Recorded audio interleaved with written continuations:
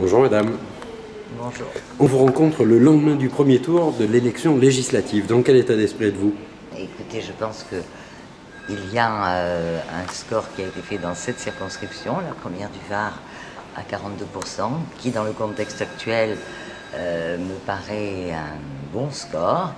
Donc maintenant, il s'agit pour le deuxième tour de valoriser cette performance et de faire en sorte que la première circonscription du Var reste UMP, comme les autres d'ailleurs, comme ça a été le cas en 2007.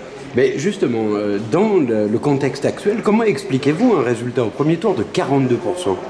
C'est le fruit de votre travail, de votre présence quotidienne?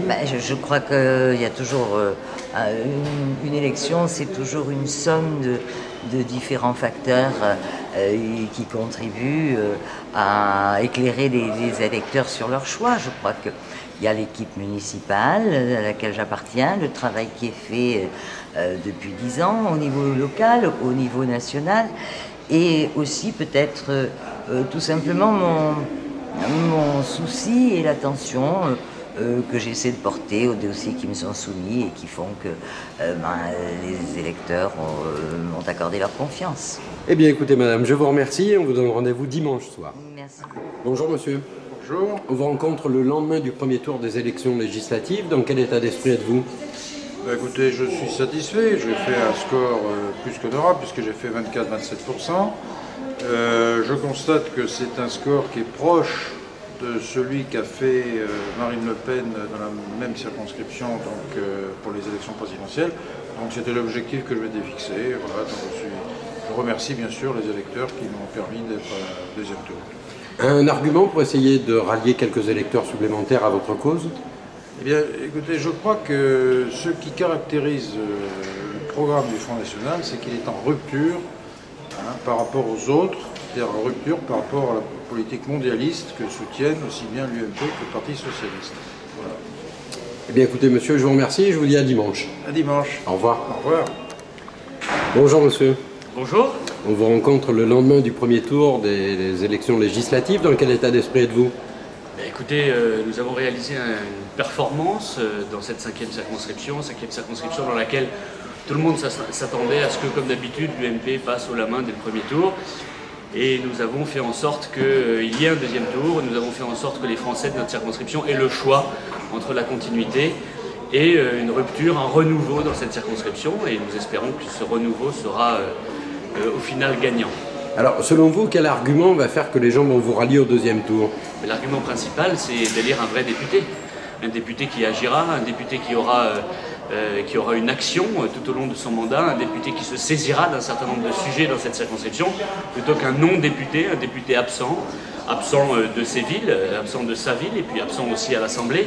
Bref, un député inactif qui s'endort sur les bancs de l'Assemblée nationale pendant que le gouvernement fait rentrer plus d'1 million d'immigrés chaque année.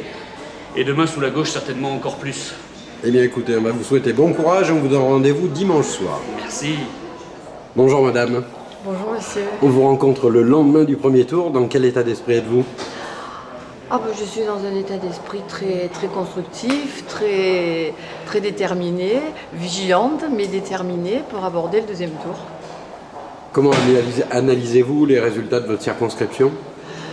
Les résultats de ma circonscription correspondent à un résultat, j'allais dire, varois, général varois.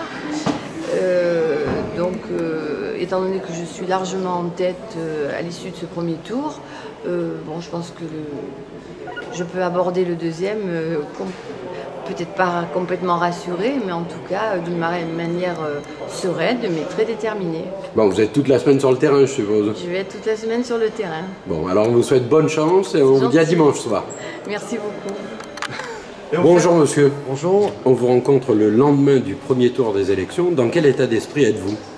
Dans un état d'esprit très positif, puisque le Front National avait réalisé en 2007 6,77% dans le département du Var.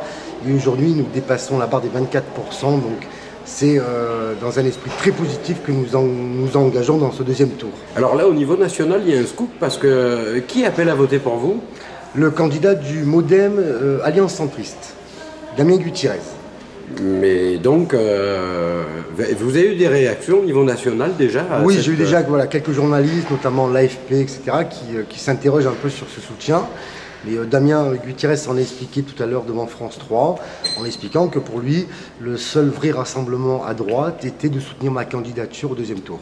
Bon, donc vous avez travaillé toute la semaine et on vous donne rendez-vous dimanche soir. Tout à fait, à dimanche soir. Merci beaucoup. Merci. Au revoir. Bonjour monsieur. Bonjour. On vous rencontre aujourd'hui le lendemain du premier tour des élections législatives. Est-ce que vous pouvez nous dire, en tant que suppléant de monsieur Olivier Audibert-Trouin, dans quel état d'esprit êtes-vous? Oh ben on est tranquille, on fait un très bon résultat au premier tour, puisqu'on finit en tête des 13 candidats présents. Bon, maintenant il y a un second tour avec une triangulaire qui sera difficile, mais bon, on a les arguments pour pouvoir réussir si les électeurs nous suivent.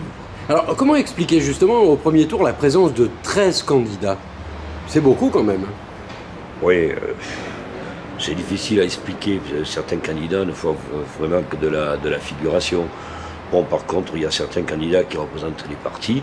Ceux-là, ils ont une légitimité. Bon. Là, vous avez passé la semaine sur le terrain, je suppose?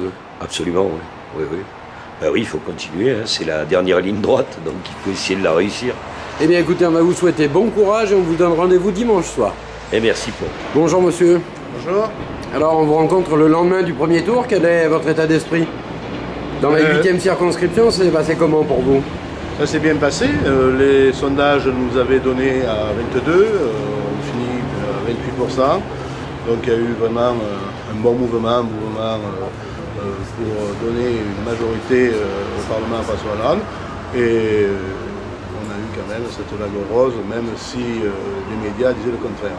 Bon, là vous avez une semaine très chargée, je suppose? Ah oui, à partir d'aujourd'hui, inscription, et à partir de demain, on recommence le terrain. Notre campagne a été basée effectivement sur le terrain, la rencontre, l'écoute, et donc on continue cette rencontre, cette écoute auprès des citoyennes et citoyens. Alors un argument qui pourrait faire basculer l'électorat? Mobiliser. On est toujours sur la mobilisation, ça a voté à 60%. Donc c'est vrai que si les électeurs de toute tendance, un peu cette rencontre républicaine, on appelle en définitive à voter pour ce changement, et ce changement est important, je pense.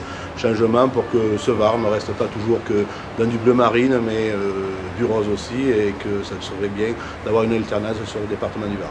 Eh bien monsieur, on vous souhaite bonne chance. Merci à vous.